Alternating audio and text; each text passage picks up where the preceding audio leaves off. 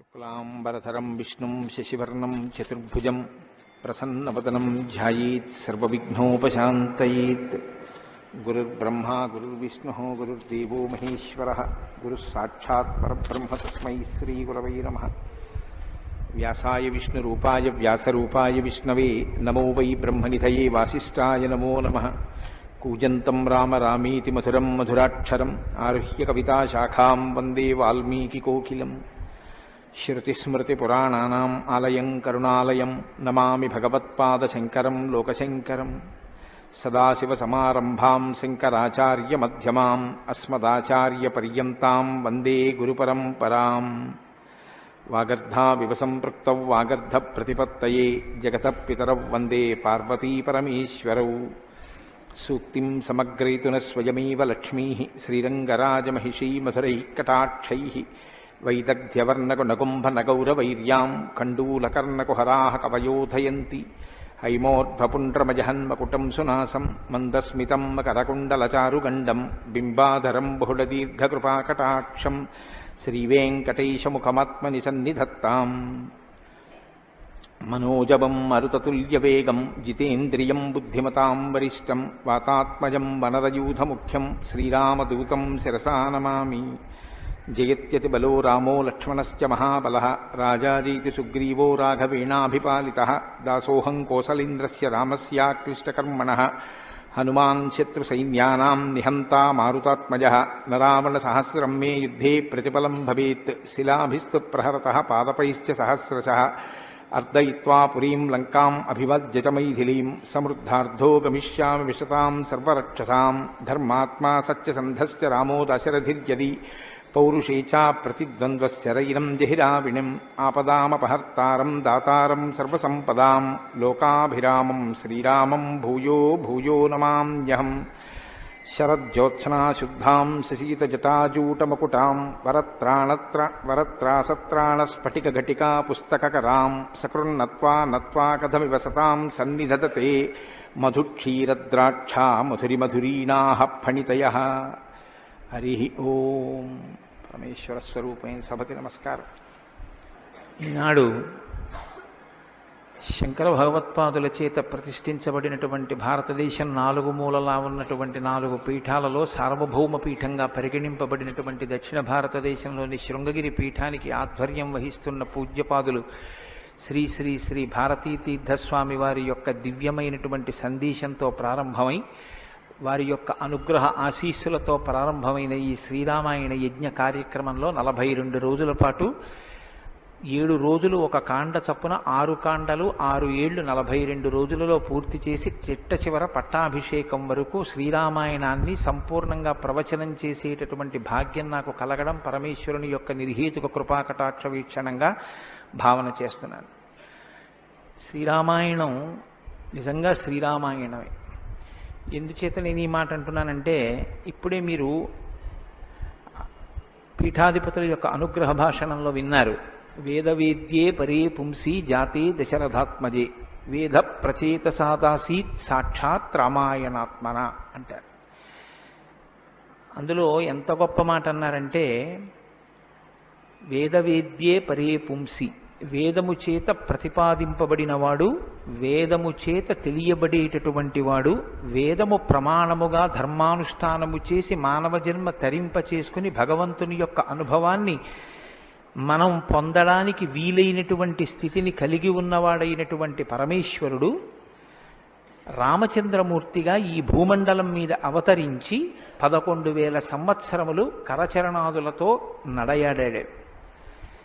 రాముడు వేదము చేత ప్రతిపాదింపబడినటువంటి పరమేశ్వర స్వరూపం. ఆ భగవంతుడే రాముడిగా వచ్చాడు. భగవంతుణ్ణి ప్రతిపాదించేటటువంటి వేదం వాల్మీకి మహర్షి నోటి వెంట శ్రీరామాయణంగా వచ్చింది. అందుకే శ్రీరామాయణానికి వేదోపబృంహణము అని పేరు. వేదమే రామాయణం. వేదం దేన్ని ప్రతిపాదిస్తుంది?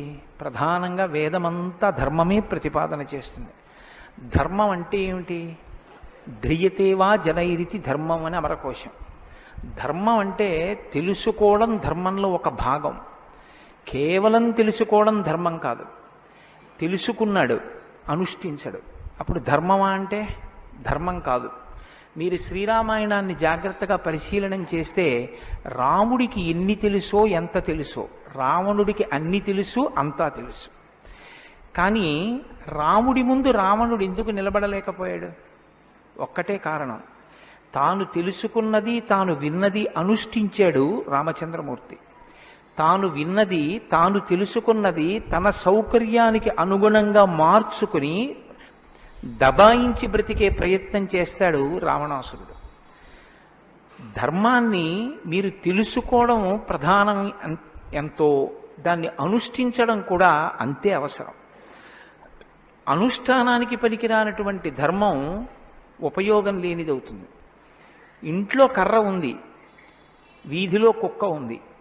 కుక్క మీ మీద పడడానికి ఉద్యుక్తమవుతున్న సమయంలో మీ ఇంట్లో కర్ర ఉంది కదా అని మీ మీద పడ్డం మానదు.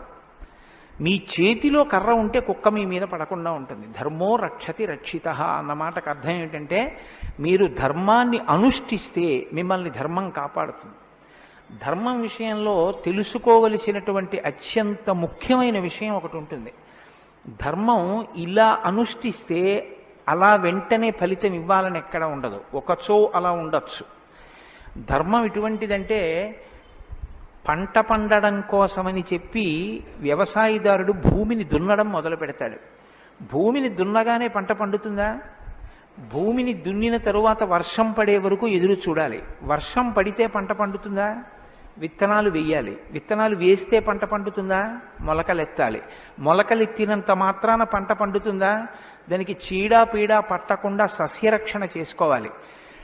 6 గాలము శ్రమిస్తే చిట్ట చివర ఆ పంట బాగా చేతికొచ్చి ఫలసాయాన్ని ఇస్తుంది. అప్పుడు కోత కోసి తెచ్చి పొలం గట్టున వేసి బస్తాలకెత్తి ఇంటికి తీసుకెళ్లి దాచుకునే పర్యంతము పండిన పంట మీ చేతికి వచ్చింది అని నమ్మకంగా చెప్పడం సాధ్యం కాదు. ధర్మం కూడా అంతే. ఇవాళ మీరు ధర్మం చేశారు అని వెంటనే ఫలితం ఇవ్వదు. అధర్మం కూడా అంతే. మీరు ఇవాళ అధర్మం చేశారు అని వెంటనే ఫలితం ఇవ్వదు. లోకంలో మీరు చూస్తూ ఉంటారు, ఒక్కొక్కడు చాలా పాపాచరణముతో ఉంటాడు, ఈశ్వరుని యందు భక్తి ఉండదు, శాస్త్రం ఏది వద్దందో అది చేస్తూ ఉంటాడు, కానీ సర్వసుఖములను అనుభవిస్తూ ఉంటాడు. మనకేమనిపిస్తుందంటే, ఆయన ఈశ్వరుణ్ణి ధిక్కరించాడు కదా, ఆయన ఏం ధర్మం పాటించట్లేదు కదా, ఆయన ఏం వేద ప్రమాణాన్ని అంగీకరించట్లేదు కదా, ఆయన సంతోషంగా సుఖంగా ఉన్నాడు. అన్నీ విని అన్నీ నమ్మి అన్నీ విశ్వసించి వేదమును ప్రమాణముగా స్వీకరించి ధర్మమును అనుష్ఠించినటువంటి నేను కష్టాలు పడుతున్నాను, ఏమిటి ఉపయోగం ఈ ధర్మం పట్టుకుంటే అనిపిస్తుంది. ధర్మం పట్టుకోవడం ఎటువంటిది అంటే, పంట పండడం కోసమని పొలం దున్నడం లాంటిది. పొలం దున్ని కష్టపడిన వాడికి పంట ఎప్పటికైనా చేతికొచ్చినట్టే. ధర్మాన్ని అనుష్ఠించిన వాడికి కూడా ధర్మం కాపాడి తీరుతుంది. అధర్మం ఇంటికి అంటుకున్నటువంటి చిన్న మంట లాంటిది. చిన్న మంటే కదా నన్ను ఏం చేస్తుందని పడుకున్న వాడికి చిట్ట చివర ఇల్లంతా ఎలా కాలిపోతుందో, అధర్మంలో మనం ఉన్నామని తెలుసుకుని అధర్మ పథంలోంచి బయటికి వచ్చే ప్రయత్నం చేయకపోతే చిట్ట చివరికి జరిగేటటువంటి పరిణామం కూడా అలాగే ఉంటుంది. కాంచన లంక ఉంది, అంత బలగం ఉంది, అంత గొప్ప సుఖాలు అనుభవించాడు, 10 తలకాయలున్నాయి, గొప్ప తపస్సుంది, ఈశ్వరుడి యొక్క అనుగ్రహాన్ని పొందాడు, పరమేశ్వరుణ్ణి సాకారంగా దర్శనం చేశాడు, పుష్పక విమానం ఎక్కి ప్రపంచమంతా తిరిగాడు. చిట్ట చివరికి ఏమయ్యాడు? అధర్మాన్ని పట్టుకున్నందుకు కడుపున పుట్టినటువంటి బిడ్డల దగ్గర నుండి భార్య చిట్ట చివర ఏడుస్తూ యుద్ధభూమిలోకి వచ్చి, నువ్వు అధర్మాన్ని పాటించడం వల్లే ఇటువంటి చావు చచ్చావని మండోదరి గుండెలు బాదుకుని ఏడిచేటటువంటి స్థితిని రావణుడు పొందాడు. ప్రతి క్షణం ధర్మాన్ని అనుష్ఠించాడు. ఎంత ఓపికగా అనుష్ఠించాడంటే, ఎన్ని కష్టాలైనా రాని ఆయనకి కావలసింది మాత్రం ఒక్కటే, ధర్మం. ధర్మమా సుఖమా, ధర్మమా కష్టమా, ధర్మమా ప్రయోజనమా, ధర్మమా అడ్డదారా, ధర్మమా కోరిక తీరడమా, మీరు పక్కన ఏవి పెట్టి చూడండి, శ్రీరామచంద్రమూర్తి జీవితం అంతా ఒకటే, ధర్మమే. వాళ్ళన్నాడు, సుగ్రీవుడితో ఎందుకు స్నేహం చేశావు? నాతో స్నేహం చేస్తే రావణాసురుణ్ణి నిగ్రహించి నీ భార్యని వెంటనే ఇప్పిద్దును, ఎందుకు సుగ్రీవుడితో స్నేహం చేశావని అడిగాడు. నాకు కావలసింది ధర్మం. అధర్మాన్ని పాటించేటటువంటి నీతోటి స్నేహం వల్ల నా భార్యని తెచ్చుకోవడం నాకు అక్కర్లేదు. అందుకు నిన్ను నిగ్రహించానన్నాడు. తండ్రి మరణించాడు, చెక్కు చెదరలేదు. భార్యను అపహరించారు, చెక్కు చెదరలేదు. రాజ్యం పోయింది, చెక్కు చెదరలేదు. జటాయువు మరణించాడు, చెక్కు చెదరలేదు. ఇలా కాదన్నయ్య, ఈ మార్గాన్ని విడిచిపెట్టి ఇలా వెళ్ళన్నాడు తోడ పుట్టినటువంటి లక్ష్మణమూర్తి. నాకొద్దన్నాడు. కన్న తల్లి కౌసల్య అంది, నీ తండ్రి ఇటువంటి దురాత్ముడు కాబట్టి నన్ను కూడా నీతో తీసుకెళ్ళండి. వద్దమ్మా, ధర్మం ప్రధానం అన్నాడు. ఎన్ని పర్యాయాలు ఆయన మాట్లాడితే ధర్మం ధర్మం ధర్మం. అయితే ఇక్కడ మీరు ఒక మాట గమనించవలసి ఉంటుంది. ధర్మం అంటే ఏది ధర్మం? కోటేశ్వరరావు గారు చెప్తే ధర్మం అవుతుందా? లేకపోతే ఎవరో నేను ఇది చెప్తానండి ఇది ధర్మం అంటే అవుతుందా? మనం చెప్తే ధర్మం అవదు, వేదం చెప్తే ధర్మం అవుతుంది. వేదం ఏది చెప్పిందో అది ధర్మం. వేదమునకు వ్యతిరేకముగా చెప్పనటువంటి స్మృతి చెప్పినది ధర్మం. వేదమునకు వ్యతిరేకంగా చెప్పని స్మృతి చెప్పిన మాట పాటించిన వాడిది ధర్మం. ఆ ధర్మం ఎవడు పట్టుకుంటాడో వాడే శ్రీరాముడు. ఆ ధర్మాన్ని ఎవడు పట్టుకుంటాడో వాడు అంతిమంగా పొందేది ఏదంటే విజయమే. 11,000 సంవత్సరములు ఈ భూమండలాన్ని పరిపాలించినటువంటి రామచంద్రమూర్తి పడనటువంటి కష్టం లేదు. ఇన్ని కష్టాలు పడుతున్నా ఆయన ఇతరులకు సుఖాన్ని ఇచ్చాడు, ఇతరులకు ఆనందం ఇచ్చాడు, ఇతరులకు సంతోషం ఇచ్చాడు తప్ప నేనింత కష్టంలో ఉన్నాను మీరెందుకు నవ్వాలని ఆయన ఎన్నడూ అడగలేదు. అందుకే రాముడు యోగి అన్నారు పెద్దలు. యోగి అంటే పైన ఎన్ని కష్టాలైనా రావచ్చు, కానీ లోపల మాత్రం తాను నిర్వికారంగా ఉంటాడు. అందుకే పుట్టినది కూడా నవమి తిథి నాడు పుట్టాడు మహానుభావుడు. 9 అంకెకున్న గొప్పతనం చూడండి. మీరు ఎంత పెట్టి 9ని హెచ్చ వేయండి మళ్ళీ 9గా మారుతూ ఉంటుంది. 9 ఒకట్ల 9, 9 2 18, 8 1 9, 9 3 27, 7 2 9, 9 4 36, 6 3 9, 9 5 45, 5 4 9. ఏం చేసినా మళ్ళీ 9 అవుతూ ఉంటుంది. ఎన్ని కష్టాలు బయట రానివ్వండి, ఎన్ని వైక్లభ్యాలు కలగనివ్వండి, లోపల మాత్రం రాముడు ఎప్పుడూ ధర్మాన్నే పట్టుకుని ఉంటాడు. ధర్మాన్ని పట్టుకోవడం అంటే రాముడు రామాయణంలో మాట్లాడింది మీరు గమనించాలి. ఎప్పుడైనా రామాయణం చదవడం, రామాయణం వినడం అంటే ఒక్క పర్యాయం అని మీరు అనుకోకండి. రామాయణాన్ని బహుకోణాలలో చదవండి. రాముడు మాట్లాడితే అని రామాయణం చదవండి ఒకసారి. రాముడు ఎప్పుడు నేను ఇలా చెప్తాను అని అనడు. రాముడు ఎప్పుడు చెప్పినా ఎలా చెప్తాడంటే ఋషులు ఇలా చెప్పారంటాడు, పెద్దలు ఇలా చెప్పారంటాడు, శాస్త్రం ఇలా చెప్పిందంటాడు తప్ప నేను ఇలా చెప్తానన్నాడు రాముడు. తన నిర్ణయం కాదు, తాను ఏది చెప్పాలో కాదు, శాస్త్రం ఏం చెప్పిందో చెప్తాడు, ఋషులు ఏం చెప్పారో చెప్తాడు, పెద్దలు ఏం చెప్పారో చెప్తాడు, తాను ఎందుకు ధర్మాన్ని అనుష్ఠిస్తున్నానో చెప్తాడు. తన జీవితాన్ని ఆదర్శవంతంగా తీసుకొచ్చి మనుష్య జాతికంతటికి ఫలంగా అందించాడు. అటువంటి ధర్మాత్ముడైనటువంటి రామచంద్రమూర్తి మనుష్యుడిగా అవతారాన్ని స్వీకరించి ఉండకపోతే అసలు మనుష్యుని యొక్క జన్మ ప్రయోజనం ఇంత గొప్పవాడా మనిషి అన్న విషయమే లోకానికి అర్థమయ్యుండుండేది కాదు. ఎందుకంటే మీరు ఒక విషయాన్ని జాగ్రత్తగా గమనించండి. రామావతార స్వీకారానికి ముందరే రామనామం లోకంలో ఉంది. రామావతారానికి ముందు రామనామం లేకపోతే వాల్మీకి మహర్షికి రామనామాన్ని ఎలాగా ఉపదేశం చేశారు ఋషులు? ఆయనకి ఉపదేశం చేసిన తరువాత కదా రామచంద్రమూర్తి అవతారం వచ్చింది. ఆయన వాల్మీకిగా మారిన తరువాత కదా రాముడు పుట్టింది. కాబట్టి రామ అన్న నామం సాక్షాత్తు ఈశ్వరుడి యొక్క నామం. అది రమయతీతి రామ, లోకులనందరినీ రమింపచేసేటటువంటి నామం. అంతటి మహోత్కృష్టమైనటువంటి శీల సంపద కలిగినటువంటి వాడు రామచంద్రమూర్తి. అందుకే రామాయణాన్ని రామచంద్రమూర్తిని ఎంతకాలం మనుష్య జాతి ఆరాధన చేస్తుందో అంతకాలం మానవత్వం బ్రతికుంటుంది. ఏనాడు రామచంద్రమూర్తిని మరిచిపోతామో, ఏనాడు రామాయణం మనకు అక్కర్లేదని అంటామో, ఆనాడు మనిషిగా కనపడుతున్న మనుష్యత్వం చచ్చిపోతుంది, మానవత్వం చచ్చిపోతుంది, నరత్వం చచ్చిపోతుంది. అది పోయిన నాడు నరజన్మ యొక్క ప్రయోజనమే పోతుంది. అందుకే మీరు చూడండి, విష్ణువు దశావతారములను స్వీకరించారు. వేదోద్ధారణ, మందరాభరణ, పృథ్వీధర్మ నిర్మాణ, ప్రహ్లాదత్రాణ, బలిప్రతారణ, నృపాహంకార నిర్వాపన, వైదేహీ రమణ, ధనంజయ జయ వ్యాపార పారీణ, క్షోణీ దివ్యత్కరుణ, తమోహరణ, తండ్రి వెంకటేశ ప్రభో. ఇన్ని అవతారాలు స్వీకరించినా ఆ అవతార పరిసమాప్తి అయిపోయిన తరువాత మనం పిలిస్తే ఇక లక్ష్మీనారాయణులని పిలుస్తాం. ఒక వామనమూర్తి అవతార పరిసమాప్తి అయిపోయింది, ఏమంటాం? లక్ష్మీనారాయణులు. ఒక పరశురాముడు లక్ష్మీనారాయణులు, ఒక మత్స్యావతారం లక్ష్మీనారాయణులు. ఒక్క సీతారాముల అవతారంలో మాత్రం యుగాలు మారిపోయినా ఆ అవతారాన్ని సీతారాములని పిలుస్తాం. భార్యాభర్తలు ఎలా బతకాలో నేర్పినటువంటి అవతారం రామావతారం. అన్నదమ్ములు ఎలా బతకాలో నేర్పిన అవతారం రామావతారం. తండ్రి కొడుకులు ఎలా బతకాలో నేర్పిన అవతారం రామావతారం. ఒక ఉద్యోగి యజమాని ఎలా బతకాలో నేర్పిన అవతారం రామావతారం. చిట్ట చివరికి ఎంత కష్టం కడుపులో ఉన్న రాజారాముడిగా సింహాసనం మీద కూర్చోవలసి వస్తే ప్రజల్ని కన్నబిడ్డల్లా పరిపాలించగలిగినటువంటి ధర్మాన్ని నిలబెట్టుకోగలిగినటువంటి సంపూర్ణత్వాన్ని సంతరించుకున్నటువంటి మనుష్య స్థితిని పొందిన అవతారం రామావతారం. మీకు జీవితంలో అనుష్ఠాన పర్యంతంలో ఎక్కడ ఏ విషయం గురించి అనుమానం వచ్చినా మీకు రామాయణం జీర్ణమైతే మీకు వెంటనే శ్రీరామాయణం జ్ఞాపకానికి వస్తుంది. అప్పుడు రాముడు ఇలా ప్రవర్తించాడు అని మీకు జ్ఞాపకం వస్తుంది. రామాయణం మీకు జీర్ణమైతే మీ భాష తీరు మారిపోతుంది. రామాయణం మీకు జీర్ణమైతే మాట ఎంత గొప్పదో మీకు అర్థమవుతుంది. నేను అందుకే మీకు మనవి చేశాను, రామాయణాన్ని రామాయణంగా చదవకండి అని.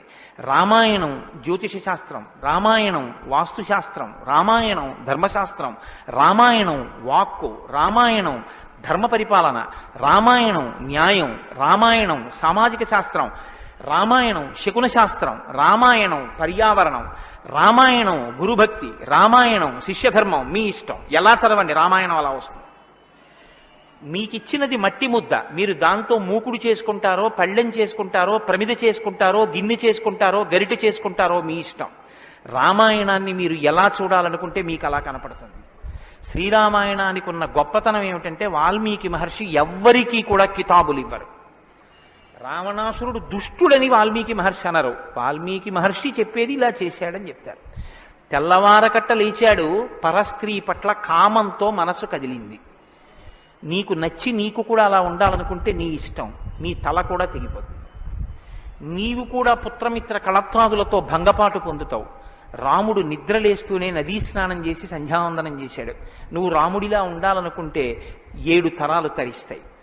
నీకేది కావాలో నువ్వు నిర్ణయించుకో. రాముడు గొప్పవాడని చెప్పరు, రావణుడు తక్కువవాడని చెప్పరు. నువ్వేది తెలుసుకోవాలో అది నువ్వు తెలుసుకొని అనుష్ఠించాలి. అది శ్రీరామాయణం యొక్క గొప్పతనం. అంత గొప్ప అవతారంలో రాముడు ఎప్పుడు మాట్లాడినా ఋషివాక్కుని సమర్థిస్తాడు. రాముడు ఎప్పుడు మాట్లాడినా వేదవాక్కుని సమర్థిస్తాడు. రాముడు ఎప్పుడు మాట్లాడినా ధర్మాన్ని సమర్థిస్తాడు. ఇది మీరు బాగా జ్ఞాపకం పెట్టుకోవాలి. మనం శ్రీరామాయణం వింటున్నది శృంగగిరి పీఠంలో వింటున్నాం. అదేమిటండి పీఠ శాఖ కదా అని మీరు అనొచ్చు. ఆత్మావై పుత్రనామాసి, కొడుక్కి తండ్రికి అభేదం. బింబానికి బింబం ఎందులోంచి వచ్చిందో ఆ బింబం వచ్చినటువంటి లేదా ప్రతిబింబం పుట్టిన బింబం రెండూ ఒకటే. అద్దం ముందు నిలబడితే నా ప్రతిబింబం కనబడితే ఆ ప్రతిబింబం బొట్టు పెట్టుకోలేదనుకోండి, దిక్కుమాలిన ప్రతిబింబమా బొట్టు పెట్టుకోవద్దా, తప్పు కదా అని ప్రతిబింబానికి బొట్టు పెడితే నాకు బొట్టు వస్తుందా? బింబానికి బొట్టెట్టుకుంటే ప్రతిబింబానికి బొట్టు వస్తుంది. బింబానికి ప్రతిబింబానికి తండ్రికి కొడుక్కి గురువుకి శిష్యుడికి అభేదమైతే గుంటూరు శృంగగిరి పీఠ శాఖకి ఎక్కడో కర్ణాటక రాష్ట్రంలో ఉన్న శృంగగిరి పీఠానికి నా దృష్టిలో అభేదం. శృంగగిరి పీఠంలో కూర్చుని శ్రీరామాయణ ప్రవచనం చెయ్యవలసి వస్తే నేను ఒక మాట చెప్పకుండా రామాయణాన్ని ప్రారంభించేస్తే నేను ఒక పొరపాటు చేసిన వాడిని అవుతాను. ఇన్ని పీఠాల్ని స్థాపించినటువంటి శంకర భగవత్పాదులు అవతార పరిసమాప్తి చేస్తూ ఒక మాట చెప్పారు. వేదో నిత్యమధీయతాం తదుదితం కర్మస్వనుష్ఠీయతాం. ప్రతిరోజు వేదం చదువుకో. నువ్వు చేసే ఏ కర్మ అయినా వేదం ఎలా చెప్పిందో అలాగే చెయ్యి. అంతేకాని నీ స్వంత బుద్ధితో ఏ పనిని చెయ్యవద్దు. వేదో నిత్యమధీయతాం తదుదితం స్వకర్మస్వనుష్ఠీయతాం దుస్తర్కాస్తు విరమ్యతాం. ఈశ్వరుడు నోరిచ్చాడు కదా అని నీ చిత్తం వచ్చినట్టుగా వాదనలు చేయవద్దు. నువ్వు ఏది మాట్లాడినా శృతిశిరపక్షస్వనుష్ఠీయతాం. ఉపనిషత్తులు ఏం చెప్పాయో, వేదం ఏం చెప్పిందో దాన్ని సమర్థించడానికి నీ వాగ్బలాన్ని ఉపయోగించు. అంతేకాని ఈశ్వరుడు వాక్కు ఇచ్చాడు కదా అని నీ ఇష్టం వచ్చినట్టు నువ్వు మాట్లాడితే చూడలేదు, లెక్క కట్టుకోలేడని నువ్వు అనుకోవద్దు. లెక్క కట్టేవాడు ఒకడున్నాడు. మీరు చూడండి, 84 లక్షల జీవరాశులు ఈ ప్రపంచంలో ఉన్నాయి. 84 లక్షల జీవరాశుల్లో 83,99,999 జీవరాశులకి వాక్కు లేదు. ఒక్క నరజన్మకే వాక్కుంది. మళ్ళీ ఈ నరజన్మలో కొంతమంది మాత్రమే ఆ మాట చెప్పగలరు. కొంతమంది నరులుగా జన్మించిన నోరు విప్పి రామా అని గట్టిగా అనరా అంటే రామా అని అనలేరు. అది వారి దురదృష్టం. కానీ మనం భగవన్నామమును పలకగలం. భగవన్నామం పలికి తరించగలిగినటువంటి భాగ్యం మనకుంది. హరునకు విభీషణున కద్రిజకున్ తిరుమంత్రరాజమై కరికి నహల్యకున్ ద్రుపద కన్యకు నార్తి హరించు చుట్టమై బరగిన ఎట్టి నీ పతితపావన నామము నాదు జిహ్మపై నిరంతరము నటింపచేయుమి కదా చరధి కరుణాపయోనిధి అని వేడుకున్నాడు గోపరాజు గారు. నాకేం అక్కర్లేదయ్యా స్వామి, నీ నామం నా నాలుక మీద నర్తింపచేయవయ్యా చాలన్నాడు. పవి పుష్పంబగు అగ్ని మంచగు నాకూపారం భూమిస్థలంబగు శత్రుండతిమిత్రుడవు విషము దివ్యాహారమౌ నిన్నగా అవనీమండలి లోపలం శివ శివేచ్ఛాభాషణోల్లాసకిన్ శివ నీ నామము సర్వవస్యకరమౌ శ్రీకాళహస్తీశ్వర. నాకు నీ శివనామం నా నాలుక మీద నర్తించాలని కోరుకున్నాడు ధూర్జటి. భగవన్నామం చెప్పుకుంటే చాలని ఆ నామం ఉన్నందుకు వెంపర్లాడారు. అంత్యకాలమునందు ఆయాసమున నిన్ను తలుచునో తలపనో తలతునిపుడి నరసింహ నరసింహ నరసింహ లక్ష్మీ చ దానవంతక కోటి భానుతేజ గోవింద గోవింద గోవింద సర్వేశ పన్నగాధిపశాయి పద్మనాభ అని రెండు చేతులిచ్చి నమస్కారం చేసి చిట్ట చివర ప్రాణం పోయేటప్పుడు ఆవేళ యమదూతలాగ్రహంబున వచ్చి ప్రాణముల్ పెకలించి పట్టునప్పుడు కపవాత పైత్యముల్ కప్పగా శ్రమచేత కంపముద్భవమంది కష్టపడుచు నారాయణాయంచు నా జిహ్వతో నిన్ను పిలుతునో శ్రమచేత పిలువలేనో నాటికిపుడి నీ నామస్మరణ చేతు చెవినిడవయ్య భూషణ వికాస శ్రీధర్మపుర నివాస దుష్ట సంహార నరసింహ దురిత దూరాన్ని గుండెలు బాదుకున్నాడు నరసింహశతక కర్త. ఆ భగవన్నామం పలికేటటువంటి భాగ్యం ఉన్న ఏకైక ప్రాణి సృష్టిలో కేవలం మనుష్యుడే. అటువంటి మనుష్యుడికి ఇచ్చినటువంటి అదనపు వరం భగవత్ కథాశ్రవణం. ఈశ్వర కథ వినగలడు. ఆ ఈశ్వర కథ వింటేనే సమస్త సంసార భ్రమణ పరితాపోపశమనం అంటారు శంకర భగవత్పాదులు.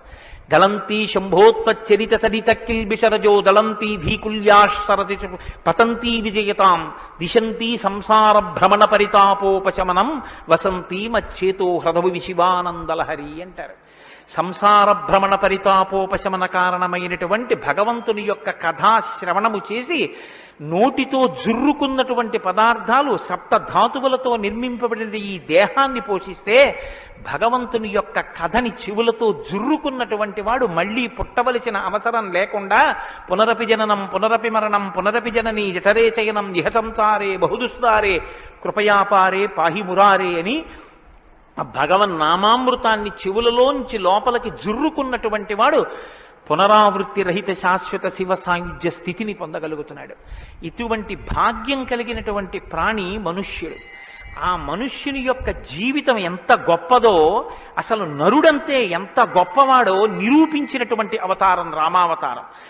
నరుడిగా జన్మించి రామ కథ వినకపోతే, రాముని యొక్క గొప్పతనాన్ని వినకపోతే, రాముడు మనకి చేసిన మహోపకారం ఏమిటో తెలుసుకుని కృతజ్ఞతలు ఆవిష్కరించకపోతే అంతకన్నా కృతజ్ఞుడు వేరొకడు ఉండడు. నేను ఈ మాట ఎందుకు అంటున్నానో తెలుసా అండి? రావణాసురుడు వరాలు కోరుకున్నాడు బ్రహ్మగారిని. అందరినీ అడిగాడు, ఒక్క నరవానరులను వదిలిపెట్టాడు. ఎందుకు వదిలిపెట్టావని బ్రహ్మగారు అడగలేదు, తానీ చెప్పుకున్నాడు. ఇంతమంది గురించి అడిగాను, నరవానరముల గురించి నాకు లెక్క ఏమిటి, వాళ్ళు లెక్కలోకి వస్తారా, నేను అసలు వాళ్ళ పేరు ఎత్తనన్నాడు. అంటే నరుడికి ఉన్నటువంటి విలువ ఏ పాటిదో మీరు అర్థం చేసుకోండి. రావణాసురుడున్న కాలంలోనేగా రాముడున్నాడు. రావణాసురుడి కాలం నాటికి నరుడికి ఉన్న విలువ, నరుడికి ఉన్న గౌరవం అంత గొప్పవి.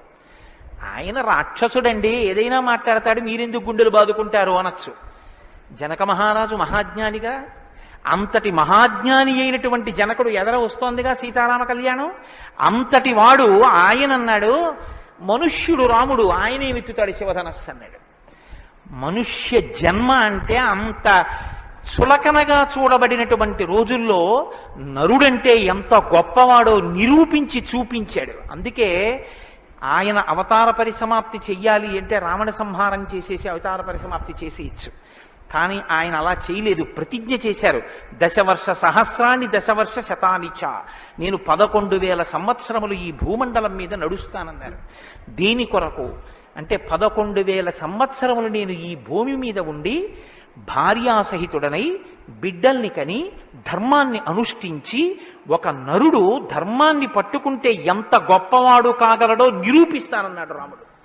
అటువంటి నరుడి కథ అయినటువంటి రామకథ వినకపోతే, రాముడికి కృతజ్ఞతలు ఆవిష్కరించకపోతే, మనసార రామనామం చెప్పకపోతే, రామచంద్రమూర్తికి నమస్కరించకపోతే ఆ జన్మ వృధా అయిపోయినటువంటి జన్మ. అంతటి మహాత్ముడు రామచంద్రమూర్తి. కాబట్టి వేదవేద్యే పరే పుంసీ జాతే దశరథాత్మజే వేద ప్రచేతసాదాసీత్ సాక్షాత్ రామాయణాత్మన. వేదము వేదోపబృంహణమై రామకథగా భూలోకంలో వచ్చింది. ఆ వేదము ఈశ్వరుని యొక్క శ్వాస. ఈ వేదము వాల్మీకి గిరి సంభూత. వాల్మీకి అనబడేటటువంటి పర్వతంలోంచి పుట్టినటువంటి ఒక జీవనది. వేదము మనం వెళ్ళి స్నానం చెయ్యాలి, మనం వెళ్ళి దర్శనం చెయ్యాలి. రామాయణము ప్రవహించి ఇంటింటి ముందు నుంచి వెళ్ళిపోయినటువంటి గంగ లాంటిది. దక్షిణామూర్తి వేదం, శంకరాచార్యుల వారు రామాయణం. దక్షిణామూర్తి ఎక్కడో ఒక్క చోట కూర్చుని ఉంటారు. సనక సనందనాదులు కూడా ఆయన కూర్చున్న చోటికే వెళ్ళి నమస్కారం చేసి జ్ఞానోపలబ్ధి పొందాలి. శంకరాచార్యుల వారు అలా కాదు. శంభోర్మూర్తిశ్చరతి భువనే శంకరాచార్య రూప.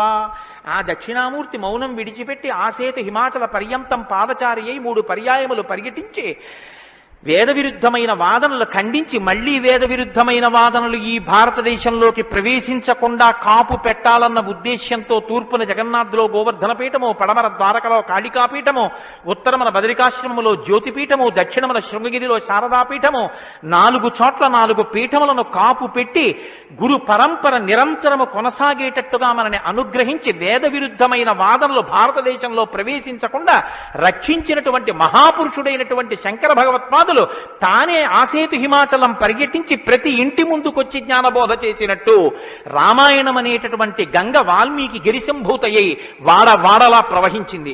రామకథ రామనామం తెలియనివాడు లోకంలో ఉండడు. ఏదైనా తెలియదేమో, రామకథ తెలియనివాడు రామనామం తెలియనివాడు లోకంలో ఉండడు. మంచికైనా రామనామం, చెడుకైనా రామనామం. ఏమయ్యా అంత పని చేసావా? రామరామ నేను చేస్తానండి అంటాడు. ఏదైనా చూడకూడదు చూస్తే రామరామ ఇలాంటిది చూశానేమండి అంటాడు. ఏదైనా మంచి జరిగితే రామరామ ఎంత మంచి మాట విన్నాను ఇవ్వాలంటాడు. భారతీయ సంస్కృతిలో రామనామం మమేకం అయిపోయింది. అటువంటి రామాయణం, అటువంటి రామనామం ధర్మానికి ఆలవాలం. ధర్మాన్ని వ్యతిరేకించడం కన్నా ఘోరమైన పాపం లోకంలో ఇంకోటి ఉండదు. ఇవాల్టి రోజున రామాయణం యొక్క ఆవశ్యకత మరీ ఎక్కువ. ఎందుచేతనో తెలుసా అండి?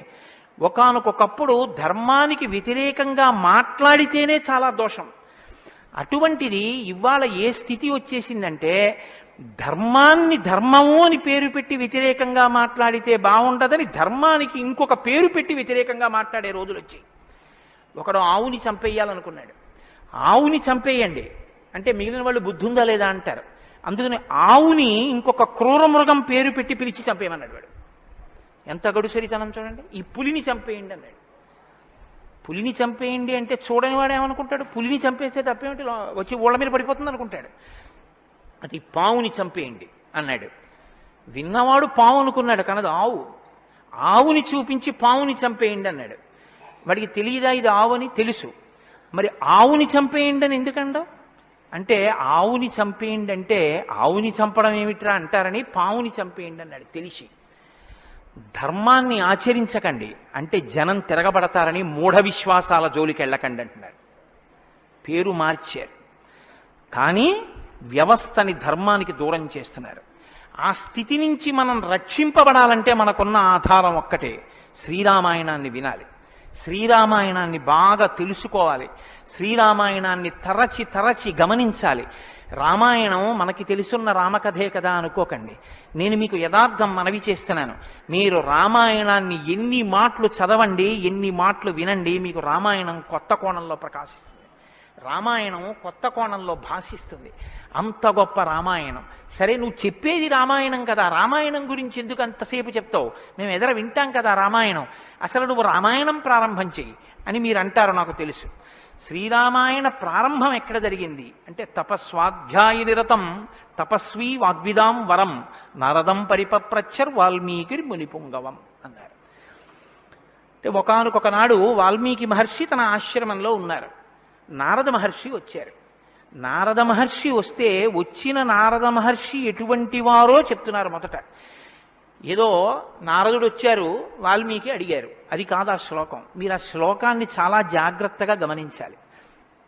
ఎటువంటి నారదుడు ఎటువంటి వాల్మీకి మహర్షి ఆశ్రమానికి వచ్చారట? తపస్వాధ్యాయ నిరతం తపస్వి వాగ్విదాం వరం నారదం పరిపప్రచ్చర్ వాల్మీకిర్ మునిపుంగవం. ఈ శ్లోకం నేను చెప్పే ముందు మీతో ఒక మాట నేను మనవి చెయ్యాలి. వాల్మీకి మహర్షి ఆశ్రమానికి నారదుడు వచ్చి సంక్షేప రామాయణం చెప్పిన తరువాత కదా రామాయణం ప్రచారంలోకి వచ్చింది.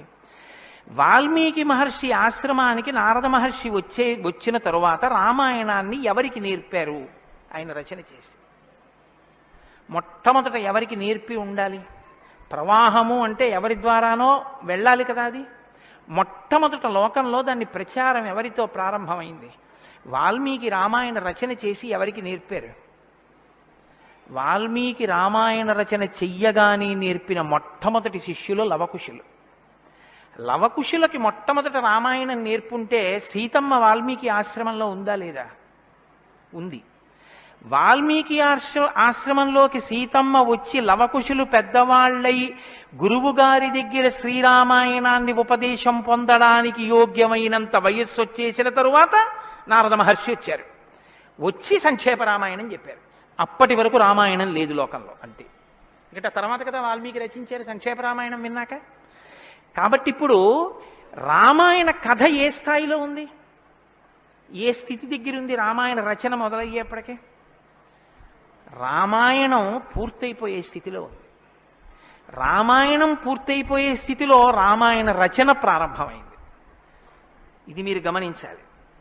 రామచంద్రమూర్తి పుట్టక ముందు రామాయణాన్ని రచించలేదు వాల్మీకి.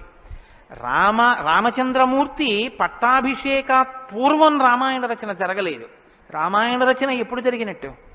రామచంద్రమూర్తి పట్టాభిషేకం చేసుకుని సీతమ్మ తల్లిని అడవులలో విడిచిపెట్టి అడవులలో ఉన్న సీతమ్మని వాల్మీకి మహర్షి తన కుటీరానికి తీసుకెళ్లి లవకుశులు జన్మించి వాళ్ళు పెరిగి పెద్దవాళ్ళై యోగ్యులై విద్యాభ్యాసం చేసి సంగీత విద్యలో మంచి నిష్ణాతులై వాల్మీకి మహర్షి రచించిన రామాయణాన్ని బోధ చేస్తే నేర్చుకుని లోకంలో ప్రచారం చెయ్యగలిగినంత వయస్సు వాళ్ళు వచ్చిన తరువాత నారద మహర్షి వచ్చారు అక్కడికి.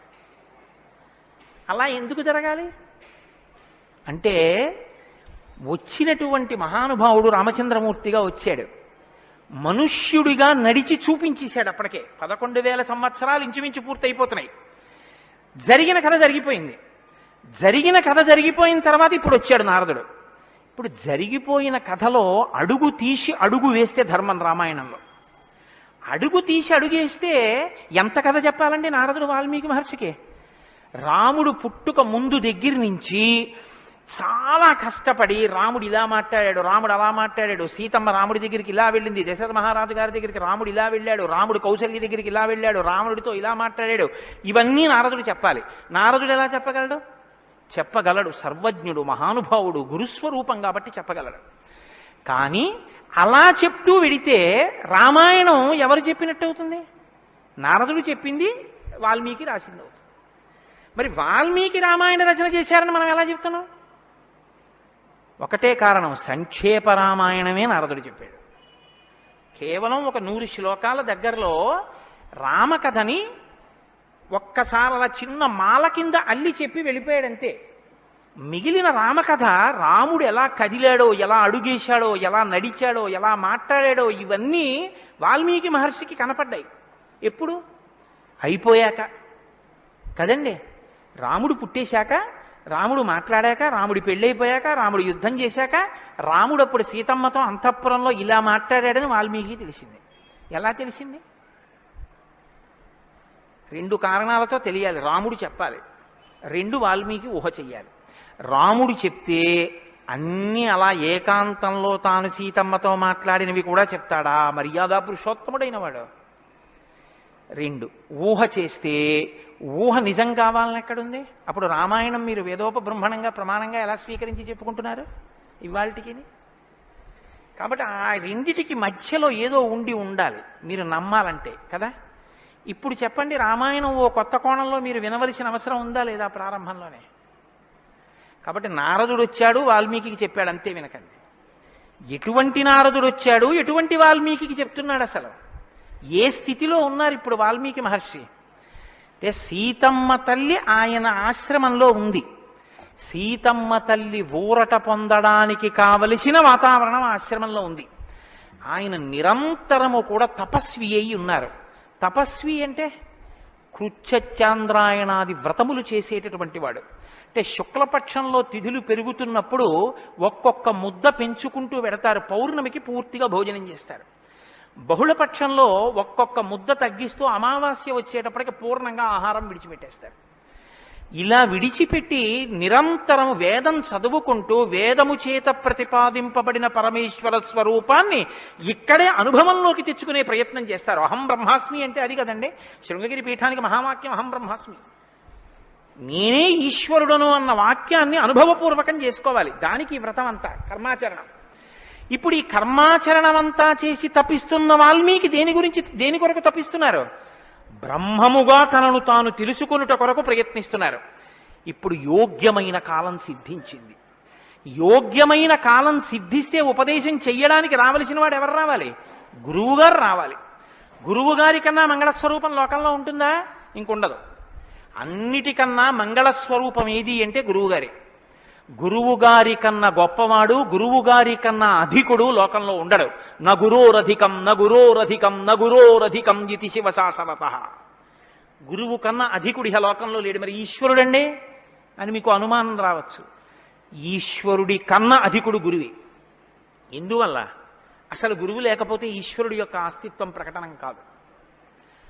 సరికదా? నేను మీకు ఒక మాటలో చెప్పాలంటే శృంగగిరి పీఠాధిపత్యం వహించిన చంద్రశేఖర భారతీ స్వామి వారి దగ్గరికి ఒక వ్యక్తి వెళ్ళి అన్నాడు, నా దగ్గర ఒకటి కన్నా ఎక్కువ మంత్రాలు ఉపదేశం పొందినవి ఉన్నాయి. నేను ఒక మంత్రానికి ధ్యాన శ్లోకం చేసి మంత్రాన్ని అనుష్ఠిస్తుంటే ఇంకో మంత్రం యొక్క ధ్యాన శ్లోకంలో స్వరూపం కనపడుతోంది, నన్ను ఏం చేయమంటారని అడిగాడు. ఆయన అన్నారు, నీకు ఉపదేశం చేసినటువంటి గురువు గారి పాదాలు నీకు కనపడుతుంటాయా? అయ్యో నాకు చాలా ఇష్టం అండి, మా గురువు గారి పాదాలు నాకు బాగా జ్ఞాపకం. ఏ మంత్రం చేసినా గురువుగారి పాదాలే చూడన్నారు. అలా ఎలా కుదురుతుందండి అన్నాడు ఆయన. ఆ ధ్యాన శ్లోకంలో రూపం కదా చూడాలి. ఏ మంత్రం చేసినా గురువుగారి పాదాలు ఎలా చూస్తాం?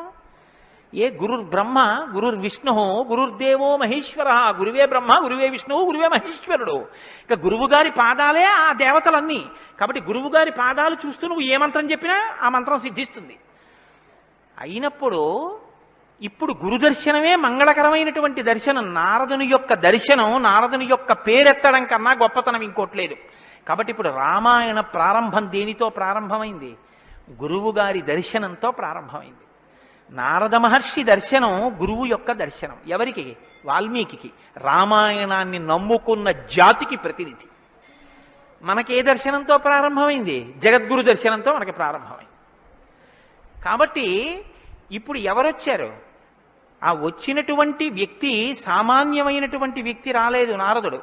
ఆ వచ్చినటువంటి వారు మహానుభావుడై తపస్వాధ్యాయ నిరతం, నిరంతరము తపస్సు చేసేటటువంటి వారు. మీతో మాట మనవి చేశాను. తపస్సు అంటే ఈ వ్రతమును ఆచరిస్తూ నిత్య నైమిత్తిక కర్మలను వైక్లభ్యం లేకుండా అనుష్ఠించేటటువంటి వారు. నిత్యకర్మ అని ఒకటి ఉంటుంది, అది ఎప్పుడూ మానడానికి వీల్లేదు. సంధ్యావందనం ఉంది, ఎప్పుడూ మానకూడదు, ఎప్పుడూ చేయవలసిందే. నైమిత్తిక కర్మ ఉంది, ఒక్కొక్క తిథి నాడు ఒక్కొక్కటి చెయ్యవలసి ఉంటుంది. శ్రీరామ నవమి వచ్చిందనుకోండి, ఏం చెయ్యాలి? శ్రీరామనవమి నాడు ఉదయం నుంచి రాత్రి వరకు శ్రీరామ జయరామ జయ జయరామ అన్న 13 అక్షరాల మంత్రాన్ని రాత్రి వరకు చేసి, రాత్రి ప్రదక్షిణం చేసి, ఉపవాసం చేసి, మరునాడు ఉదయం ఎక్కడ మీరు ఈ మంత్రం చేశారో అక్కడికి వచ్చిన తరువాత శ్రీరామ పట్టాభిషేక సర్గ, శ్రీరామావతార సర్గ, ఈ 2 సర్గలు పారాయణ చేయాలి.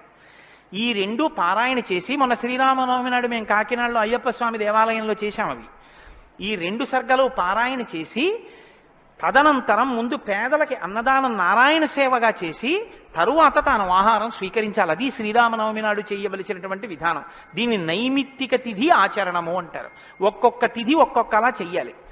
నిత్యకర్మ చేస్తూ, నైమిత్తిక తిథులను చేస్తూ, కృచ్ఛచాంద్రాయణాది వ్రతములను చేస్తూ, ఎప్పుడూ వేదాన్ని అలా చదువుకుంటూ వేదము చెప్పినటువంటి హృదయాన్ని, వేదము చెప్పినటువంటి మంత్రములలో ఉన్న సారమును అవగతం చేసుకుని బ్రహ్మమును అనుభవంలోకి తెచ్చుకునేటటువంటి ప్రయత్నం చెయ్యడానికి ఉపకరణంగా ఈ శరీరాన్ని వాడుకుంటున్నవారు.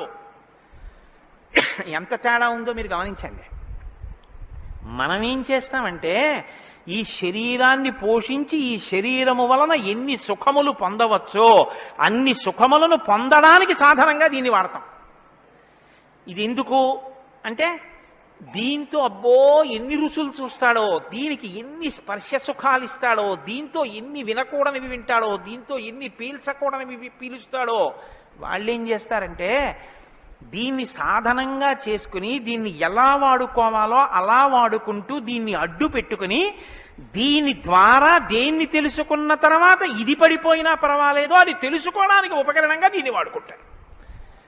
ఏమిటో నువ్వు అలా అన్నావు కానీ ఆ మాట ఏం స్పష్టంగా లేదని మీరు అంటారు, నాకు తెలుసు. భగవాన్ రమణుల మాటల్లో చెప్తే మీకు స్పష్టంగా అర్థమవుతుంది.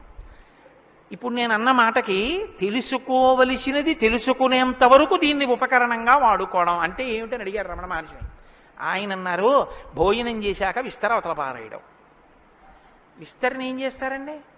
బాదమాకులు తెచ్చి, చీపురు పుల్లలు తెచ్చి, సన్నగా చీల్చి ముక్కలు చేసి అన్నం తినేటప్పుడు ఊడిపోయి అన్నంలో కలిసిపోకుండా జాగ్రత్తగా కుట్టి ఆకు తెచ్చి వేసుకుని నీళ్లు జల్లి తుడిచి పదార్థాలు వేసుకుని అన్నమంతా తిని ఉత్తరాపోసనం పట్టిన తర్వాత అప్పుడు తీసుకెళ్లి ఆకు వీధిలో పెంటకుప్ప మీద పారేస్తారు.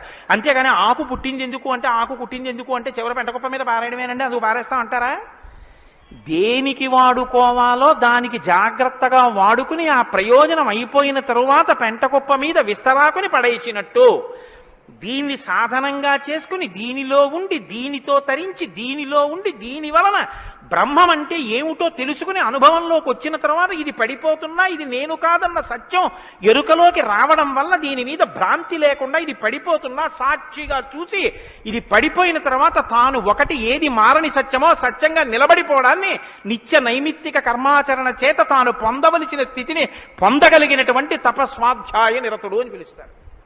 ఇప్పుడు నారదుడు అది అంటే ఇప్పుడు ఆయన సద్గురువు మహానుభావుడై ఉన్నాడు. నారం దదాతి ఇది నారద, ఆయన జ్ఞానం ఇస్తాడు.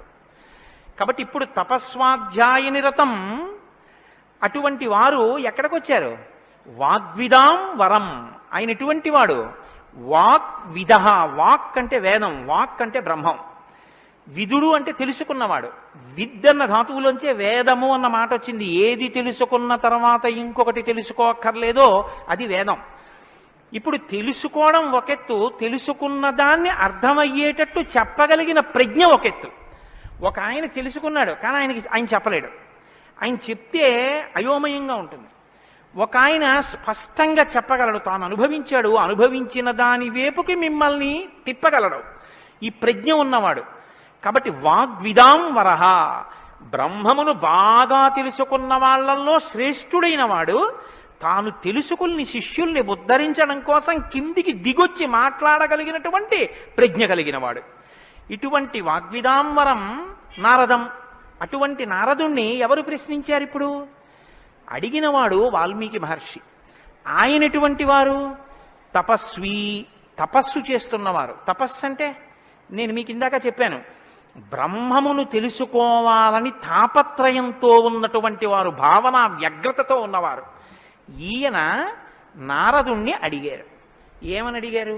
అయ్యా మీరు వచ్చారు, చాలా సంతోషం అండి, నాకు ఏ ఆపదలు రాకుండా మా అబ్బాయికి ఉద్యోగం వచ్చేటట్టు, నాకు సంతోషంగా ఉండేటట్టు, మా ఆశ్రమంలో ఆవులన్నీ ఎప్పుడూ పాలిచ్చేట్టు చూడండి అని అడగలేదు ఆయన. ఆయన ఒక చిత్రమైన ప్రశ్న ఒకటి వేశాడు. అది లోకంలో సాధారణంగా ఎవ్వరూ అడగని ప్రశ్న. అందుకని రామాయణం పుట్టింది, లేకపోతే రామాయణం పుట్టే అవకాశం లేదు. మీరు ఒకటి బాగా జ్ఞాపకం పెట్టుకోండి, జ్ఞానం ఎక్కడి నుంచి పుడుతుంది అంటే ప్రశ్న